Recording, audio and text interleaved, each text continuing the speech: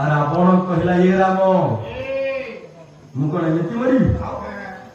10ଟି ମୁଣ୍ଡରେ 10ଟି ରାଜନୈତିକ ଶିକ୍ଷା ହାସଲ କରିଛି। ଭଲ ପୁଅଟିଏ ପାଇଲିନି, ଭଲ ଶିଷ୍ୟଟିଏ ପାଇଲିନି ରାଜନୈତିକ ଜ୍ଞାନ ଦେବା ପାଇଁ। ଏ ରାମ, ରାତି ପାହିଲେ ତମେ ଅଯୋଧ୍ୟାରେ ରାଜା ହବ, ପ୍ରଜା ମାନଙ୍କୁ ପାଳନ କରିବ। ଗୋଟେ ମୁଣ୍ଡରେ ତମକୁ ଗୋଟେ ରାଜନୀତି ଶିକ୍ଷା ଦଉଛି, ଶୁଣ। ଗୋଟେ ସ୍ୱର ରାମ ମାରି ଦେଇଛନ୍ତି, ମୁଣ୍ଡଟା ଛିଣ୍ଡି ପଡିଛି। ବହିଲା କଙ୍କଣ ବନ୍ଧ ରାମାୟଣ, कर्नाटक लिखिए कम कौशी सोच अरे जैसे कमल राज देवे राजश्री पड़ली राज देवे खूब से खूब सिया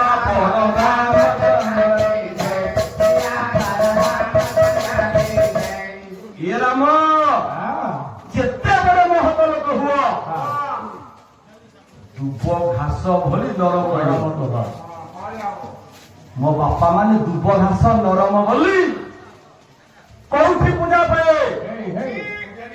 प्रभु मुंडर सभा पाए जी दुनिया देखिए घर को जदि गोटे बहु आसी नुआ बहु के शांत सरल समस्त आम घर को सुना नाकी बहुत आसी गोटे बहु पहुंचु पहुंचु जदि ठीक उदंडी हई चला बुला करला क्या खातिर गला नहीं समस्ते के बेटा अंडी चंडी आसी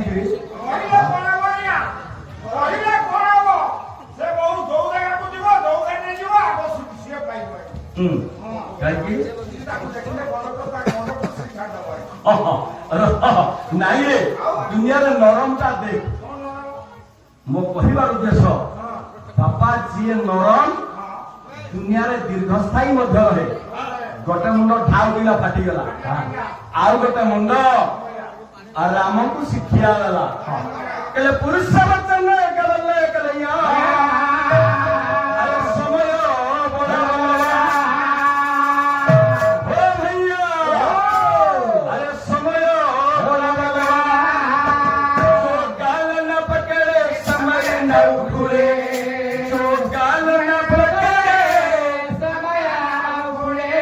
सर बहरा इंसान